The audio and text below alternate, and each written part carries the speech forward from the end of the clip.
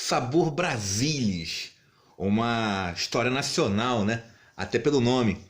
E existem realmente assim quadrinhos ou livros que eles são interessantes, mas eles acabam ficando ainda mais pelas discussões que você acaba tendo de acordo com o que ele se propõe, até mesmo por fora, que são esses valores. E essas histórias elas valem mais não pelo o algo interno, mas pelo externo. Isso é muito legal, né? O Sabor Brasileiros ele faz uma questão aqui, uma discussão, ou levanta isso, sobre o papel da novela nacional. Não tem como não falar de emissoras aqui. A emissora da Globo, a Record, o SBT, que são canais que produzem novelas e fizeram todos o seu papel histórico. A Manchete também, a extinta Manchete, que acho que a minha geração lembra mais por Cavaleiro do Zodíaco do que novela, mas em dois casos ela foi vanguardista. O Pantanal, assim, de colocando assim elementos que depois foram introduzidos. Todos os atores que fizeram sucesso e até mesmo o roteirista acabaram migrando, que acabou sendo uma tendência, né? E o que acontece? A novela, ela tá caída, tá? O público ele não tá consumindo mais esse tipo de material. E o valor... por que disso? Fora que a televisão ela já vem perdendo espaço pela própria internet, o jornal também acabou acontecendo, ou seja, alguns tipos de mídia, pela modernidade, eles acabam se desfazendo. O rádio também passou por isso. Então nós temos sempre uma evolução tecnológica, né? Primeiro lá o jornal, depois quando o jornal é uma grande influência, porque você tem notícias, mas o próprio jornal ele modifica a sua forma de linguagem. Antigamente o jornal se assemelhava, gente, quase como se fosse aos folhetins, tá? Antes de dar a notícia, simplesmente se falava muito, muito, muito, e nas últimas linhas falava-se o que acontecia. Então, fulano de tal, com a forma de se vestir, que vem-se em termos de onde, o que se fez, usava tal perfume e foi assassinado pela mulher. E tanto que, isso é interessante porque era forma de prensa, né? Algumas vezes a notícia era cortada, porque eles cortavam para o texto encaixar. Então você não ficava sabendo o que ocorreu. E isso modificou. Então as informações elas foram condensadas pelo ritmo que se tem, tá? Para ficar muito. E até mesmo se conservou. Tu vê que o jornal ele teria que ser, ou tenta ser, né, o mais imparcial possível e para colocar a notícia. É claro que isso já é uma outra discussão sobre o papel da informativo correto, tá? Então acho que todo mundo acabou assistindo muito Cidadão Kane e foi para essa vertente. Mas voltando aqui sobre essa evolução de termos comunicativos, para até chegarmos à novela em si e sobre o quadrinho. Então o jornal ele passa por essa modificação e depois ele perde espaço através do rádio. O rádio foi um grande movimento, então você não precisa parar e ler, você pode fazer alguma outra coisa, além de ouvir algumas músicas como entretenimento. Então o rádio, quando ele chega, ele pega um espaço do jornal, tá? E acaba sendo a grande novidade. Anos se passam e acabamos tendo o quê? A televisão. E a televisão surgindo primeiro em preto e branco, né? Mas mesmo assim, entre rádio você vê imagens. Você tem que sentar e toda essa diversão por ações, o que você imaginou é colocado ali. A televisão, então, ela pega um espaço do jornal e do rádio e tem que se adequar. E atualmente a internet, né? Então a televisão que teve o seu período máximo em termos de influência, a internet chega e fala, ó, sai pra lá. Então o jornal quase desaparece, porque em termos econômicos, me diz uma coisa, O que sai mais barato, tá? Você comprar um pacote em termos de dados para a internet do seu celular, ou você comprar o jornal diariamente. Sendo que a questão da facilidade, você ganha muito mais coisas, você indo com o celular, indo para o trabalho, você já olha as notícias, inclusive vê um vídeo como está aqui. Então o jornal ele perdeu seu espaço, assim como o rádio também. Então, em termos de notícias, tem aqueles que ainda ouvem, né? Estão indo em termos de carro, tem essa própria facilidade, mas tiveram que se readequar. E a televisão, ela sofreu muito. Inclusive, a emissora Globo, ela também está passando por um processo de se readequar. Porque se a novela, o final de uma se equivaleria a como se fosse uma final de Copa do Mundo, tendo uma porcentagem altíssima dos televisores assistindo, hoje não se tem mais. Por causa de quê? São inúmeros fatores, tá bom? A internet favorece isso, mas também tem a qualidade questionável da novela, o acesso que os outros têm na questão de, o que você prefere? Assistir uma novela ou ver uma série da Netflix? Um The Witcher ou, sei lá, a última novela das 8? Ou quer dizer, das 10, né? Era a novela das 8, passou para as 9, passou para as 10, daqui a pouco é 11, daqui a pouco é meia-noite. Aí volta para ser novela das 4, depois o 6 volta para 8, volta para 10. Não para. Mas enfim, então os roteiristas eles sabem disso. E tem essa própria. Estão tendo essa dificuldade ainda, não conseguiram superar, não conseguiram como captar de novo o telespectador, chamar a atenção e oferecer um produto interessante. Tanto que os próprios atores envolvidos. Eu vi uma entrevista do Callum Raymond. Aí ele falando, isso tem algum tempo já. Quem que você se inspira? Pô, eu me inspiro no Denzel Washington para atuar. Aí eu falei, eita, e você assiste novela? Não, não tem tempo. Se o próprio envolvido do projeto não consegue se assistir e julga que aquela qualidade é questionável no material que o faz, imagine aqueles que têm acesso. Então, a novela ela tende cada vez mais a perder esse mercado. E por que eu falei em termos dos outros canais? A Record ela entra no âmbito de telenovelas, também, fazendo algumas até boas, mas outras muito ruins. Eu me lembro quando isso não acontece desde agora, né? Da novela estar perdendo público. Isso acontece há muitos anos. Tanto que a Record fez lá Os Mutantes, com uma tentativa de sucesso lá dos X-Men. Então tem que falar, vocês estão... Não é uma década atrás não, tá? X-Men, lá nos anos 60. E não acabam não compreendendo. Aí fizeram também novelas religiosas que tem até a sua qualidade cinematográfica assim boas em termos do padrão, mas de novo você vai pegando a questão do roteiro. E o SBT tendo novelas mexicanas, a sua própria grade, até tanto que com séries televisivas com Chaves e com o Chapolin, e depois pegando mais as outras novelas, com a Usurpadora e outros, mas também faz algumas novelas nacionais que fizeram até mesmo sucesso, tá? Só que, de novo, todas essas qualidades das 3 emissoras, quando você vai ver para a novela, a qualidade é questionável, o material é ruim. E por que é ruim? Quando você acaba fazendo uma comparação com o material estrangeiro que você tem no preparo. Porque quando você vai comparar com o cinema de Hollywood, você tem toda uma indústria fermentada em termos de para fazer isso, você tem a força de um país que invade culturalmente, mas não é apenas o Brasil, porque nós somos muito próximos, né?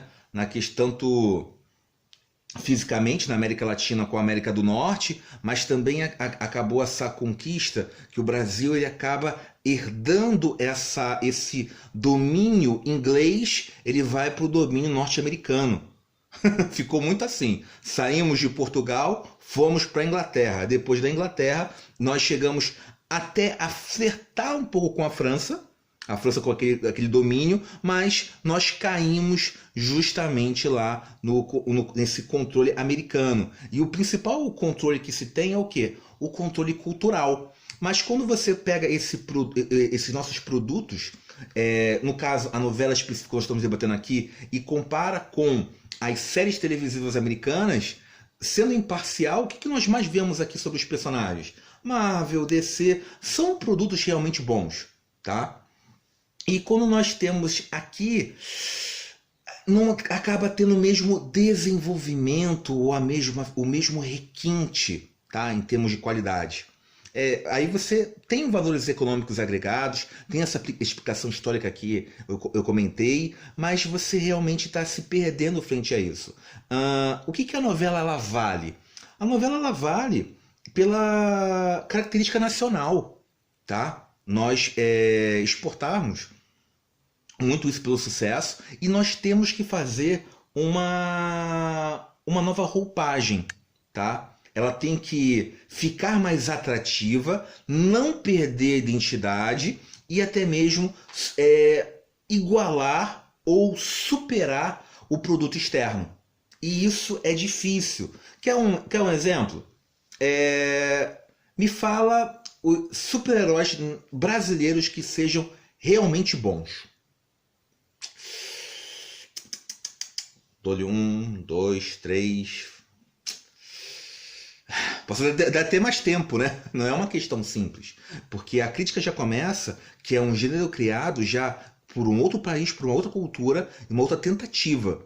E quando você pega esse gênero, você não acaba subvertendo. Ou seja, os quadrinhos nacionais, eles melhoraram muito de nível. Muito, muito, muito mesmo. Quem viveu na década de 80 ou antes ou um pouquinho depois e pega essa época de agora, nós estamos produzindo coisas realmente boas, tá? A qualidade subiu, só que ainda não invadimos o pop, tá? O máximo que se tem, sempre como exemplo, é o Maurício de Souza com a Turma da Mônica. E a Turma da Mônica é um produto muito bem trabalhado. Tá bom? Ele ataca em muitas frentes, dá uma aula de como deveria ser feito um produto aqui. E nós aqui ainda não estamos no nível amador puramente. Está se evoluindo. E vai se, assim, pelo menos na minha opinião, né? A coisa vai se solidificar realmente quando vários outros estiverem invadindo esse realmente pop e conseguir não algo novo, mas retransformar algo velho, tá? De fazer, vai oferecer algo diferente. Mas diferente é novo? Nem sempre, tá? Pega, por exemplo, a Academia Umbrella, né? A Academia Umbrella não tem nada de novo ali, tá? Nada de novo. Como surge lá o primeiro volume, mas é interessante demais, é uma cotovelada atômica, tu acaba se amarrando. E isso é um pouco em termos diferentes. Mas se você for olhar em termos a arte ali, eu amo lá o Gabriel Bá e o Fábio Moon, mas você olha a arte do Gabriel Bá utilizada ali, você fala, nossa, isso aqui é o Mike Mignola. O roteiro, quantas cópias nós já vimos lá de Super-Homem, do Batman, essa interação por equipe. Mas é feito de uma coisa divertida. E é uma coisa que fica tão assim inusitada que fica bom. Mas se você for realmente passar uma lupa, gente, aquilo ali é Patrulha do Destino. Então, não é uma coisa assim que foi inédita, longe disso. Mas se apresentou um trabalho divertido e acima da média. Tanto que o volume 2 foi assim abaixo do primeiro, pelo menos para mim, me decepcionou. E o volume 3 eu vou ter que ler ainda para poder julgar, tá bom? Agora vamos voltar aqui já, tantos minutos do vídeo. Aí, ó, 14 para fazer toda essa introdução para discutir justamente o quadrinho, gente. Que coisa! Mas acho que é necessário, como disse antes, algumas histórias elas são mais interessantes pelos debates que você acaba tendo ao redor dela do que por in. O que acontece? Tem justamente um roteirista de novela aqui fazendo um trabalho e nós temos nós pegamos os arredores, né? E também por dentro, toda a manipulação investigativa, nós temos um jovem representando, nós temos problemas de relacionamento, existimos traições, ou seja, é uma novela pelo roteiro, entendeu? E também uma novela acontece por fora. É um trabalho feito eu ia colocar 4 mãos, mas é 8 mãos, né? Nenhum é maneta. São 2 roteiristas e 2 desenhistas. E eles vão trabalhando sobre isso, sobre o papel da novela e vão fazendo homenagens. A próxima vítima aparece. É uma série de coisas que isto é interessante por traições. É legal você ter essa assimilação e essa mistura de gênero dos quadrinhos com a novela. E por essa forma inédita, por assim dizer, o Sabor Brasilis vale, tá? Acaba ficando divertido, mas de novo, pela discussão que ela acaba fermentando. De você olhar e falar, ei, novela pode ser algo legal, tá bom? Essa questão em termos do roteiro. E esse senhor mais velho aqui, ele vai ter no confronto com uma geração mais nova, inclusive com um garoto que quer fazer ficção científica, mas como fazer isso e se ater ainda ao público. Lembrando que o Brasil ele não é tão chegado à ficção científica quanto para a fantasia. Eu sei que tem muito já assistindo esse vídeo e levantando a sobrancelha do tipo, ei, como assim não é chegado à ficção científica? Eu gosto de Doutor Who! E de Star Trek ou Star Wars. Detalhe, todos esses exemplos são o quê? De qual país? Ou seja, a invasão cultural é uma coisa assim muito... É como se tivesse mergulhado na água, né? Você não consegue muito bem ver a cor, acaba fazendo parte. E aqui se discute isso. E acaba dando um sabor todo brasileiro apresentado, tá? Em termos pelas cores, a editora é a Zarabatana que faz, e inclusive acaba tendo incentivos aqui também da Secretaria de Cultura, que é sempre necessário, né, um incentivo. Aí já vai uma discussão sobre o próprio teatro, e o teatro é um que também está sentindo o aspecto das novelas não fazerem sucesso, tá? Toda uma... sei que isso acaba envolvendo uma questão de política, de apoio governamental, uma questão de diretrizes culturais. Aí acaba envolvendo muito Brasil demais. Mas acaba sendo uma HQ. É o que eu explico. Você analisando essa história por si só, o Sabor Brasilis, ela é um clássico? Não, gente. Longe disso. Mas vale a pena você dar essa olhar de novo sobre as próprias novelas. Você vai lendo o Sabor Brasilis e você vai lembrando todos os contatos que você teve. E você dá um sorriso do tipo, ei, uma redescoberta que novela não é tão ruim. A história é divertida. Vale a pena ler? Sendo muito imparcial, e eu sei que tal os roteiristas, pela história em si, não. Olha só, eu também sou meio canalha, né? Quase 20 minutos de vídeo para dizer que a história por si só não vale a pena. Mas por si só não. Mas você fazendo um somatório disso, e a própria discussão e a redescoberta das novelas, aí sim vale. Se essa leitura se lhe proporciona isso, com certeza, tá bom, gente? E também, quem sou eu para julgar o que realmente é bom ou é ruim? Eu só presto aqui uma opinião e vocês podem concordar ou não que essa aqui é a graça da coisa. Gente, eu fico por aqui, obrigado e até o próximo vídeo. Foi bom dar um intervalinho do Conan, né? Fui! Até mais!